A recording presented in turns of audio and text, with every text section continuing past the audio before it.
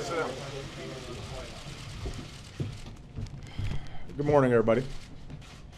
A few minutes ago, Secretary Shinseki and Rob Neighbors, who I've temporarily assigned to work with the VA, presented me with the department's initial review of VA facilities nationwide. And what they found is that the misconduct has not been limited to a few VA facilities, but many across the country. It's totally unacceptable. Our veterans deserve the best. They've earned it. Last week I said that if we found misconduct, it would be punished, and I meant it. Secretary Shinseki has now begun the process of firing many of the people responsible, including senior leaders at the Phoenix VA. He's canceled any possible performance bonuses this year for VHA senior executives, and he has ordered the VA to personally contact every veteran in Phoenix waiting for appointments to get them the care that they need and that they deserve. This morning, I think some of you also heard Rick take a truly remarkable action. In public remarks, he took responsibility for the conduct of those facilities and apologized to his fellow veterans and to the American people. And a few minutes ago, Secretary Shinseki offered me his own resignation. With considerable regret, I accepted. Rick Shinseki has served his country with honor for nearly 50 years. He did 2 tours of combat in Vietnam. He's a veteran who left a part of himself on the battlefield. He rose to command the 1st Cavalry Division, served as Army Chief of Staff, and has never been afraid to speak truth to power. As Secretary of the VA, he presided over record investments in our veterans, enrolling 2 million new veterans in health care, delivering disability pay to more Vietnam veterans exposed to Agent Orange, making it easier for veterans with post-traumatic stress, mental health issues, and traumatic brain injury to get treatment, improving care for our women veterans. At the same time, he helped reduce veteran homelessness and helped more than 1 million veterans, service members, and their families pursue their education under the post-9/11 GI Bill. So Rick's commitment to our veterans is unquestioned. His service to our country is exemplary. I am grateful for his service, as are many veterans across the country. He has worked hard to investigate and identify the problems with access to care. But as he told me this morning, the VA needs new leadership to address them. He does not want to be a distraction because his priority is to fix the problem and make sure our vets are getting the care that they need. That was Rick's judgment on behalf of his fellow veterans. And I agree. We don't have time for distractions. We need to fix the problem. For now, the leader that will help move us forward is Sloan Gibson, who will take on the reins as acting secretary. Sloan became Deputy Secretary at the VA just 3 months ago, but he too has devoted his life to serving our country and our veterans. His grandfather fought on the front lines of World War I. His father was a tail gunner in World War II. Sloan graduated from West Point, earned his airborne and ranger qualifications, and served in the infantry. And most recently, he was president and CEO of the USO, which does a remarkable job supporting our men and women at war, their families, our wounded warriors, and families of the fallen.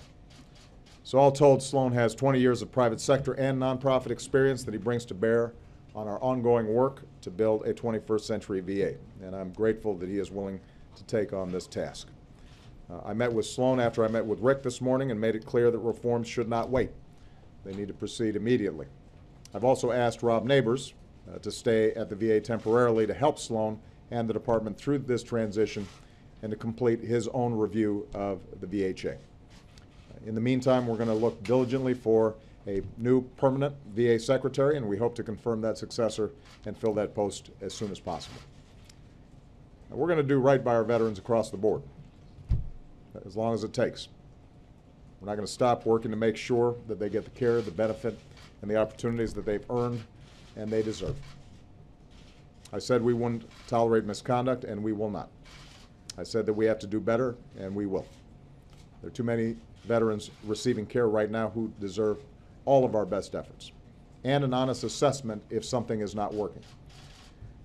And this week I visited some of our men and women in uniform at different stages of their service.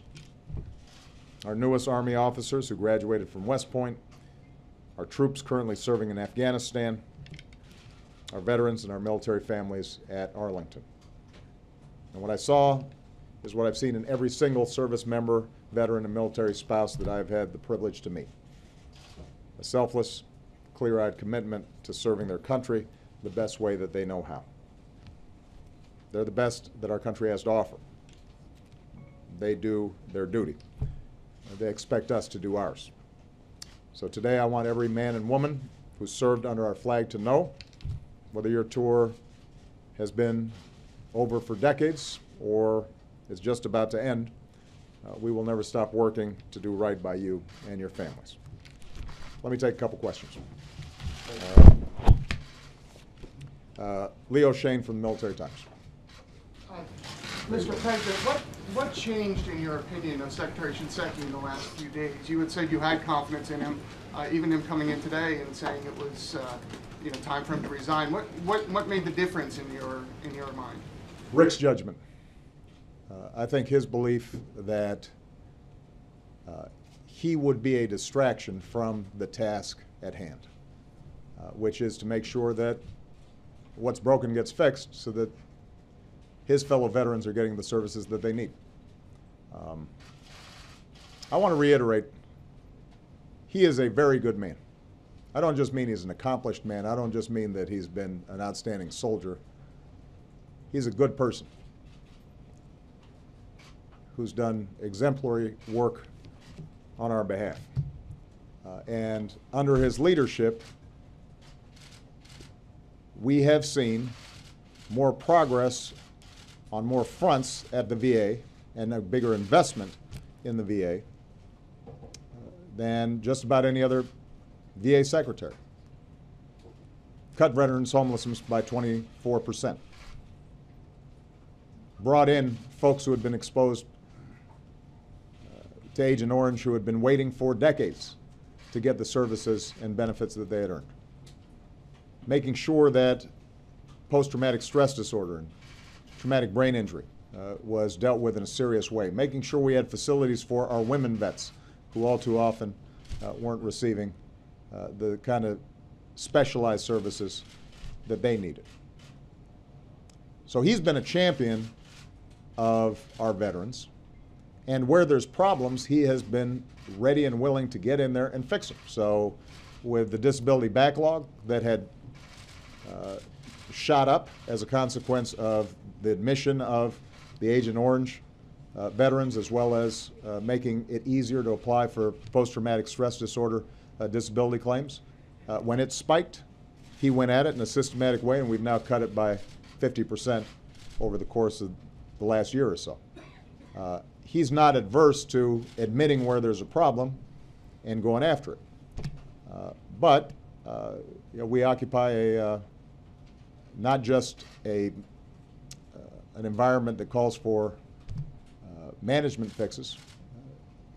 We've also got to deal with Congress and you guys, and I think it is Rick's judgment that he could not carry out the next stages of reform without being a distraction himself. And so my assessment was, unfortunately, that he was right. I regret that he has to resign under these circumstances, but I also have confidence in Sloan, and I share Rick Shinseki's assessment that the #1 priority is making sure that problems get fixed so that if there's a veteran out there who needs help, that they're getting a schedule and they're able to come in and see a doctor, and that if there are facilities that don't have enough doctors or do not have enough nurses or do not have enough space, that information immediately gets in the hands of decision makers, all the way up to me and all the way to Congress, so that we can get more resources in there to help folks. And that seems to be the biggest problem. I think that's the thing that offended Secretary Shinseki the most during the course of this process. He described to me the fact that when he was in theater, he might have to order an attack just based on a phone call from some 20-something-year-old corporal, and he's got to trust that he's getting good information and it's life or death. And I think he is deeply disappointed in the fact that bad news did not get to him, and that the structures weren't in place for him to identify this problem quickly and fix it. His priority now is to make sure that happens, and he felt like new leadership would serve our veterans best, and I agree with him. Phil Mattingly. Mr. President, based on the audit, at least the early stage audit Yeah. that the Secretary presented to you, is there a sense that there was criminal wrongdoing? And I guess more broadly, how much responsibility do you personally bear as this being an issue you campaigned on and cared about deeply, you said cared about deeply during your administration, now that we're at this point? Well, I will leave it up to the Justice Department to make determinations in terms of whether there's been criminal wrongdoing. In terms of responsibility, as I've said before, this is my administration. I always take responsibility for whatever happens, and this is an area that I have a particular concern with. This predates my presidency. When I was in the Senate, I was on the Veterans Affairs Committee. I heard firsthand veterans who were not getting the kinds of services and benefits that they had earned.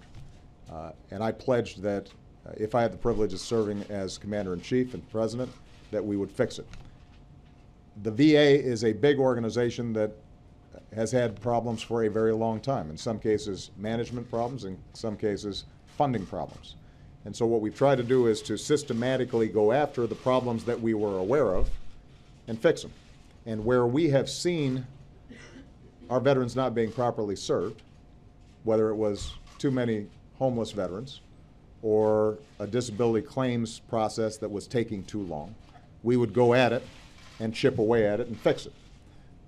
When it came to funding, we've increased funding for VA services in an unprecedented fashion because we understood that it's not enough just to give lip service to our veterans, but not being willing to put our money where our mouth is.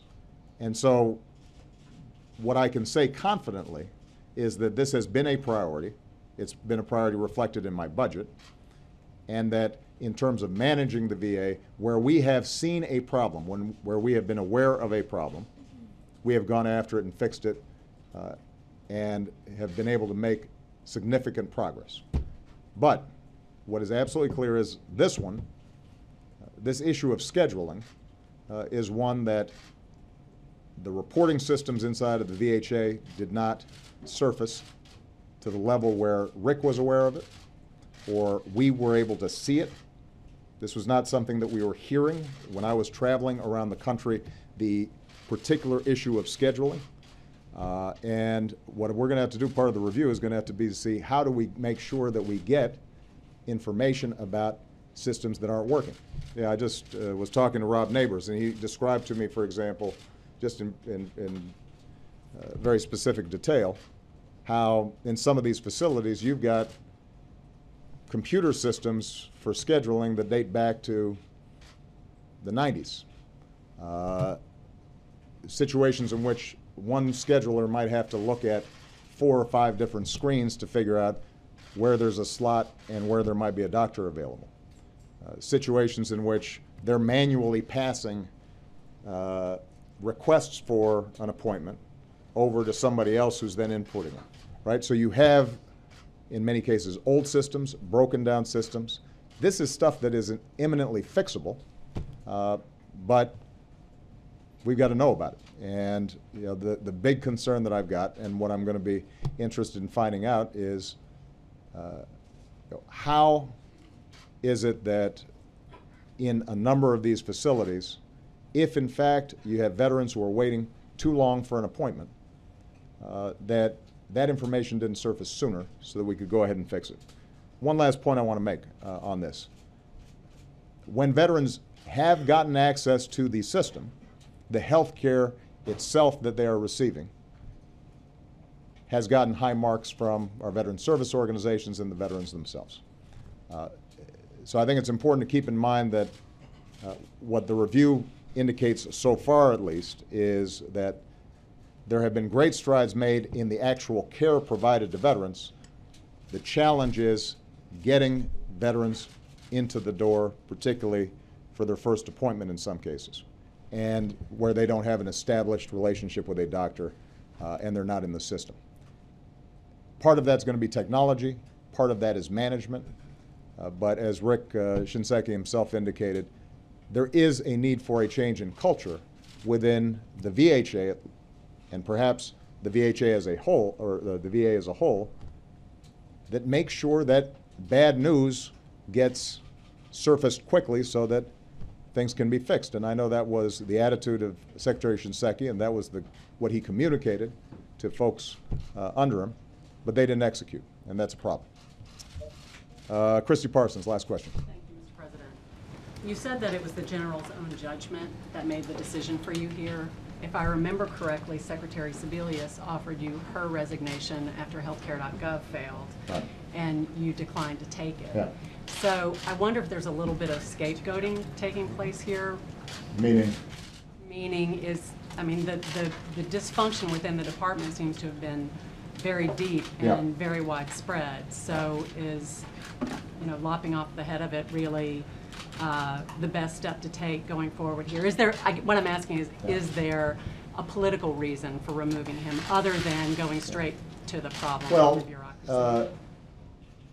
The distractions that Rick refers to in part are political. He needs to be, at this stage, what I want is somebody at the VA who is not spending time outside of solving problems for the veterans. I want somebody who's spending every minute of every day figuring out, have we called every single veteran that's waiting? Have they gotten a schedule? Are we fixing the system? What kind of new technology do we need? Have we made a realistic assessment of how long the wait times are right now?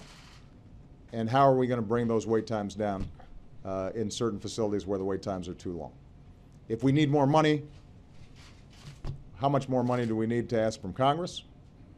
And how am I going to make sure that Congress delivers on that additional funding?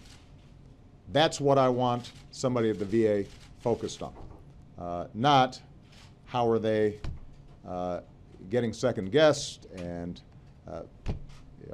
speculation about their futures and so forth and so on. And that was what Rick agreed to as well. With respect to Secretary Sebelius at the time, I thought it would be a distraction to replace somebody at HHS at a time when we were trying to fix that system. And I wanted to just stay focused because I knew that if we bared down on it and we got folks enrolled, that it would work. So in each instance, my primary decision is based on how can I deliver service to the American people, and in this case, how can I deliver for our veterans? And because they are people of integrity, I think in both the cases of Secretary Sebelius, but certainly in the case here of Rick Shinseki, they've got the same priority. Their view is, what is it that is going to best deliver on behalf of folks who, as Rick said this morning, have been let down. I remember at the time that you felt she had so much knowledge about what had gone wrong that you couldn't afford to lose that. Right. Does somebody with 3 months in leadership at the department have the capacity to attack the problem quickly now? Well, we're going to need a new VA secretary. So Sloan is acting. Sloan, I think, would be the first to acknowledge that he's going to have a learning curve that he's got to deal with. But the nature of the problem that has surfaced and has been the cause of this attention is one that we can start tackling right away, and without completely transforming the system, we can immediately make some progress. We're going to have some longer-term issues that we're going to have to take care of. So my first step is everybody who's out there waiting, get them an appointment. If we need more doctors, let's figure out how we can surge some doctors in there to make sure that they're getting the help that they need. What I want to make sure of then is that even if it's still patchwork, how do we make sure that there's no slippage between somebody making a phone call and them getting an appointment scheduled. And let's have a realistic time for how soon they're going to get an appointment. Those are things that don't require rocket science. It requires execution. It requires discipline. It requires focus. Those are things that Sloan has. There are then going to be some broader issues that we're going to have to tackle. The information systems inside the VHA. Those are probably going to have to be changed. That will cost some money. That will take some time, and it will have to be implemented. I think there are going to have to be some changes in the culture within the VHA because, as I said, they're providing very good service, medical treatment to our veterans when they get in the system. But they don't have, apparently, the state-of-the-art operations that you would want to see, for example, in a major medical center or hospital. Now, keep in mind, those of us who are outside of the VA system and try to get an appointment with the doctor in the private sector and try to get an appointment for a schedule for a hospital visit, there are probably some wait times as well. So part of what we have to do is figure out what are realistic benchmarks for the system. And my suspicion is that with not only all the veterans from Iraq and Afghanistan coming back, but also the aging of our Vietnam vets who may have more chronic illnesses, may need more visits, we may need to get more doctors and we may need to get more nurses. And that's going to cost some money, which means that's going to have to be reflected in a Veteran Affairs budget, which I have consistently increased. Even during fiscally tight times, there's been no area where I've put more priority than making sure that we're delivering the kind of budget that's necessary to make sure our veterans are being served, but it may still not be enough. And we're going to, but before we start spending more money, our first job is let's take care of some basic management issues that I think can be fixed. All right? Thank you. President, you owe an apology.